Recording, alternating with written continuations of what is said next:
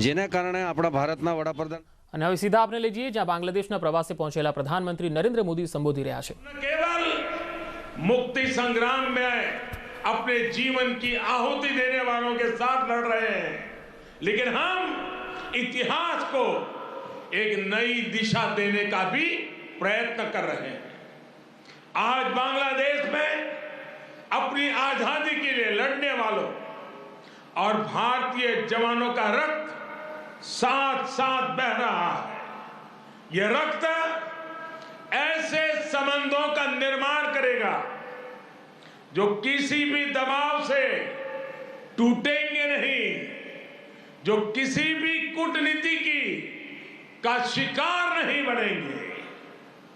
हमारे पूर्व राष्ट्रपति प्रणब मुखर्जी जी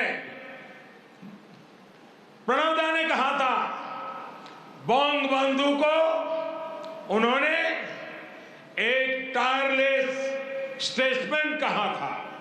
उन्होंने कहा था कि शेख मुजीबुर रहमान का जीवन धैर्य, प्रतिबद्धता और आत्मसंयम का प्रतीक है।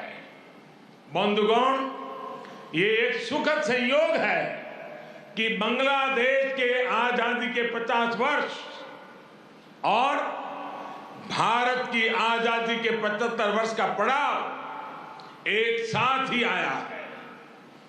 हम दोनों ही देशों के लिए 21वीं सदी में अगले 25 वर्षों की यात्रा बहुत ही महत्वपूर्ण है। हमारी विरासत भी साझी है, हमारा विकास भी साझा है, हमारे लक्ष्य भी साझे हैं, हमारी चुनौतियां भी साझी है। हमें याद रखना है कि व्यापार और उद्योग में जहां हमारे लिए एक जैसी संभावनाएं हैं, तो आतंकवाद जैसे समान खतरे भी हैं। जो सोच और शक्तियां इस प्रकार की अमानवीय घटनाओं को अंजाम देती हैं, वो अब भी सक्रिय हैं। हमें उनसे सावधान भी रहना चाहिए और उनसे मुकाबला करने के लिए संगठित भी रहना होगा।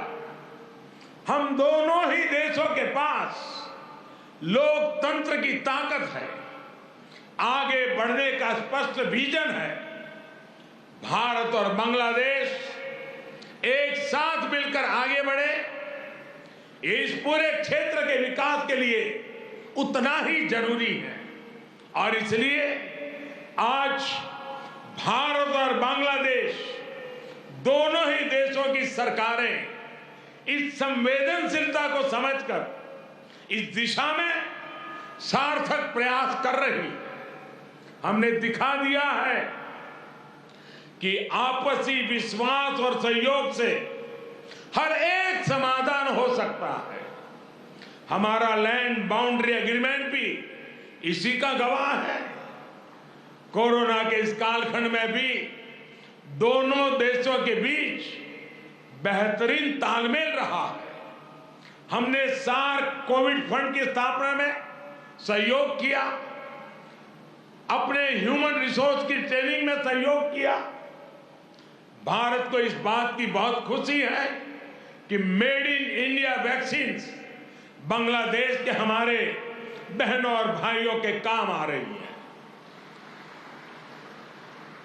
मुझे याद है वो तस्वीरें जब इस साल 26 जनवरी को भारत के गणतंत्र दिवस पर बांग्लादेश आर्म फोर्सेस के ट्राई सर्विस कंटिजेंट ने शोनो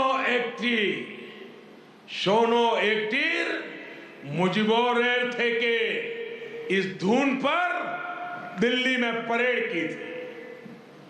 भारत और बांग्लादेश का भविष्य सद्भाव भरे, आपसी विश्वास भरे ऐसे ही अनगिनत पलों का इंतजार कर रहा है। साथियों, भारत बांग्लादेश के संबंधों को मजबूत करने के लिए दोनों ही देशों के यूथ में बेहतर कनेक्ट की भी उतना ही आवश्यक है। भारत बांग्लादेश संबंधों के 50 वर्ष के अवसर पर मैं बांग्लादेश के 50 एंटरप्रेन्योर्स को भारत आमंत्रित करना चाहूंगा। ये भारत आए, हमारे स्टार्टअप और इनोवेशन इकोसिस्टम से जुड़े वेंचर कैपिटलिस्ट से मुलाकात करें। हम भी उनसे सीखेंगे, उन्हें भी सीखने का अवसर मिलेगा। मैं इसके साथ साथ बांग्लादेश के युवाओं के लिए सुवर्णो जयंती स्कॉलरशिप की घोषणा भी कर रहा हूं। साथियों, बंगबंधु शेख मुजीबुर रहमान जी ने कहा था, बांग्लादेश इतिहासे স্বাধীন রাষ্ট্র হিসেবে টিকে থাকবে বাংলাকে দাবিয়ে রাখতে পারে এমন কোন শক্তি নাই। बांग्लादेश स्वाधीन होकर रहेगा। किसी में इतनी शक्ति नहीं है कि बांग्लादेश को दबा करके रख सके। बंगबंधु का यह उद्घोष बांग्लादेश के अस्तित्व का विरोध करने वालों को चेतावनी भी थी और बांग्लादेश के सामर्थ्य पर विश्वास भी था। मुझे खुशी है कि शेख हसीना जी के नेतृत्व में बांग्लादेश दुनिया में अपना दमखम दिखा रहा है। जिन लोगों को बांग्लादेश के निर्माण पर ऐतराज था, जिन लोगों को बांग्लादेश के अस्तित्व पर आशंका थी, उन्हें बांग्लादेश ने गलत साबित किया है। साथियों, हमारे साथ काजी नजरुल इस्लाम और गुरुदेव रविंद्रनाथ ठाकुर की समान विरासत की प्रेरणा है। गुरुदेव ने कहा था, काल नहीं आमादेर हाथे काराकारी कोरे ताई शबे मिले देरी कारो नहीं शहे को भू। यानी हमारे पास गंवाने के लिए समय नहीं है, हमारे पास बदलाव के लिए आगे बढ़ना ही होगा। अब हम और देर नहीं कर सकते। ये बात भारत और बांग्लादेश दोनों पर समान रूप से लागू होती है। अपने करोड़ों लोगों के लिए, उनके भविष्य के लिए, गरीबी के खिलाफ हमारे युद्ध के लिए, आतंक के खिलाफ लड़ाई के लिए हमारे लक्ष्य एक है। इसलिए हमारे प्रयास भी इसी तरह एकजुट होने चाहिए। मुझे विश्वास है भारत बांग्लादेश मिलकर तेज गति से प्रगति करेंगे।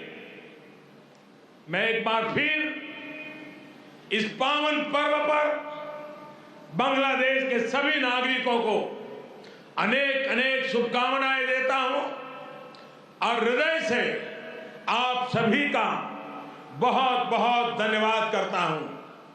भारत बांग्लादेश मैत्री चिरोजीवी हो।